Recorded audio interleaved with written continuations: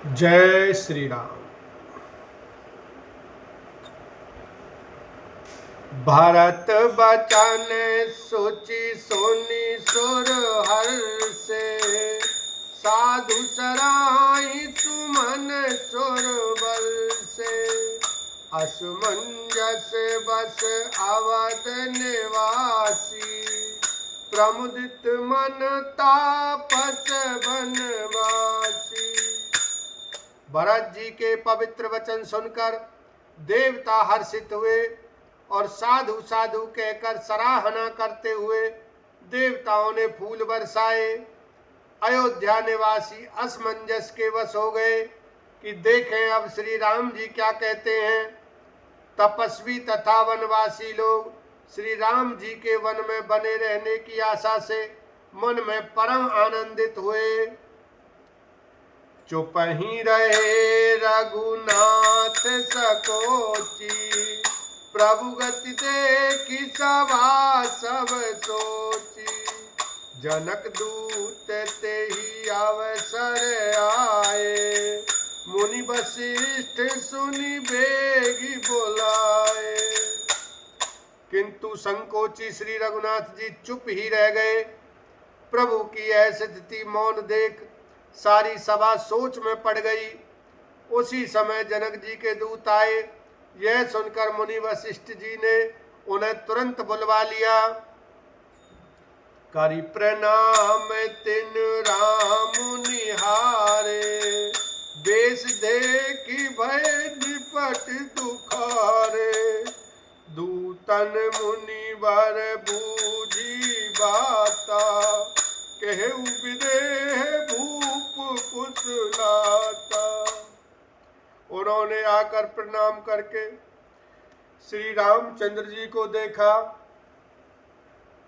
उनका मुनियों का सा वेश देखकर वे बहुत दुखी हुए। मुनि श्रेष्ठ वशिष्ठ जी ने दूतों से बात पूछी कि राजा जनक का कुशल समाचार कहो। सुनि सकुचाई नाई महिमा था, बोले चरबर जोरे हाथा। बूझब राउर सादर साई, कुशल हेतु सो भयउ गोसाई। यह मुनि का कुशल प्रश्न सुनकर सकुचाकर पृथ्वी पर मस्तक नवाकर वे श्रेष्ठ दूत हाथ जोड़कर बोले, हे स्वामी, आपका आदर के साथ पूछना यही है गोसाई कुशल का कारण हो गया। नाहित कौशल नाथ के साथ कुशल गई नाथ। मिथिला अवध विशेष ते, जग सब भयउ अनाथ। लखन सिया राम जय जय श्री राम। नहीं तो हे नाथ, कुशल क्षेम तो सब कौशलनाथ दशरथ जी के साथ ही चली गई। उनके चले जाने से यों तो सारा जगत ही अनाथ स्वामी के बिना असहाय हो गया, किंतु मिथिला और अवध तो विशेष रूप से अनाथ हो गए। कौशलपति गति सुन जन कौरा, भे सब लोक शोक बस बोरा। जहीं देखे तहीं समय विदेहु, नाम सत्य अस लाग न केहू। अयोध्यानाथ की गति, दशरथ जी का मरण सुनकर जनकपुरवासी सभी लोग शोकवश बावले हो गए, सुध बुध भूल गए। उस समय जिन्होंने विदेह को शोकमग्न देखा, उनमें से किसी को ऐसा न लगा कि उनका विदेह देहाभिमान रहित नाम सत्य है, क्योंकि देहाभिमान से शून्य पुरुष को शोक कैसा।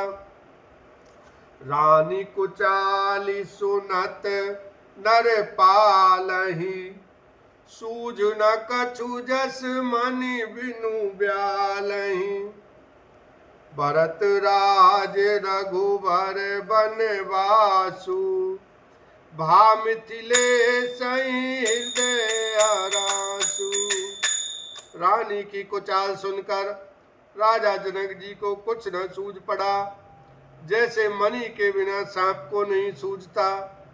फिर भरत जी को राज्य और श्री रामचंद्र जी को वनवास सुनकर मिथिलेश्वर जनक जी के हृदय में बड़ा दुख हुआ।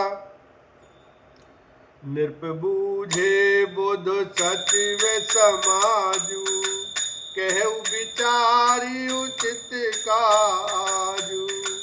समुझी अवध अस मंजस दो, चलिय कि रही न कह कछु को। राजा ने विद्वानों और मंत्रियों के समाज से पूछा कि विचार कर कहिए, आज इस समय क्या करना उचित है। अयोध्या की दशा समझकर और दोनों प्रकार से असमंजस जानकर चलिए या रहिए, किसी ने कुछ नहीं कहा। निरपहि धीर धरि हृदय विचारी, पठे अवध चतुर चरचारी। बूझी भरत सती भाव को भाव, आयु बेग न होई लखाऊ। जब किसी ने कोई सम्मति नहीं दी, तब राजा ने धीरज धर हृदय में विचार कर 4 चतुर गुप्तचर जासूस अयोध्या को भेजे और उनसे कह दिया कि तुम लोग श्री राम जी के प्रति भरत जी के सद्भाव, अच्छे भाव, प्रेम या दुर्भाव, बुरा भाव, विरोध का यथार्थ पता लगाकर जल्दी लौट आना, किसी को तुम्हारा पता न लगने पावे। गए अवध चर भरत गति, बूझ देख कर तूति।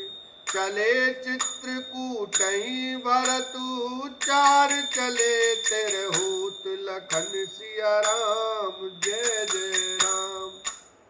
गुप्तचर अवध को गए और भरत जी का ढंग जानकर और उनकी करनी देखकर जैसे ही भरत जी चित्रकूट को चले, वे तिरहुत मिथिला को चल दिए। दूतन आई भरत कई करनी, जनक समाज जथामति वर्णी। सुन गुर परिजन सचिव महीपति, वे सब सोच स्नेह विकल अति। गुप्त दूतों ने आकर राजा जनक जी की सभा में भरत जी की करनी का अपनी बुद्धि के अनुसार वर्णन किया।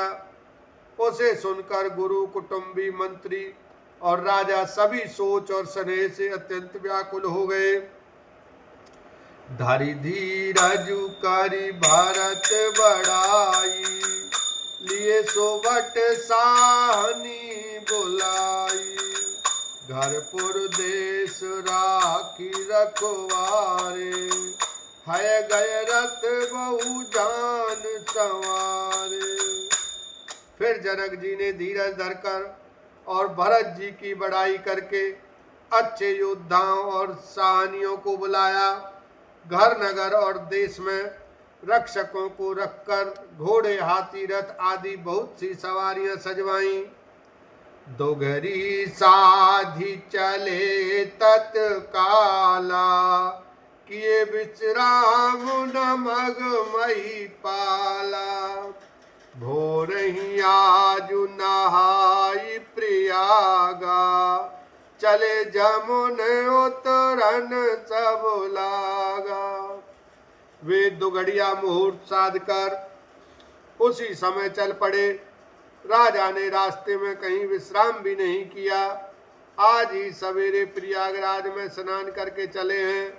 जब सब लोग यमुना जी उतरने लगे, बोलो सियावर रामचंद्र की जय, उमापति महादेव की जय।